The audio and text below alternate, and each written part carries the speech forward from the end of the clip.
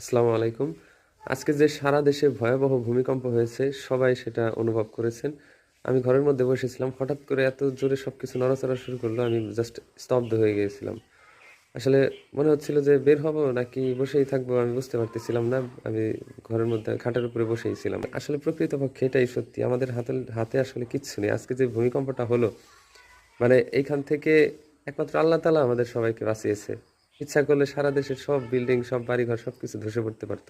বিশেষ করে ঢাকা শহরের মতো ঘনবসতি এলাকা, যেখানে মানে একটা বিল্ডিং এর মাঝে ১ ফিট ২ ফিট ফাঁকা আরেকটা বিল্ডিং। এইখানে যদি ভূমিকম্পে মানে সেরকম ক্ষয়ক্ষতি হতো, আল্লাহ যদি না বাঁচাতো, তাহলে আজকে হয়তো লক্ষ লক্ষ মানুষ প্রাণ দিয়ে দিত। আমরা অনেক সময় আমাদের নিজের ক্ষমতা দেখাই, আমরা মনে করি আমরা অনেক কিছু করতে পারি। কিন্তু আল্টিমেটলি আমরা কিছুই করতে পারি না। সবকিছু আল্লাহর হাতে। আল্লাহ চাইলে মুহূর্তের মধ্যে আমাদের অহংকার, দম্ভ, ক্ষমতার বড়াই মাটির সাথে মিশিয়ে দিতে পারে।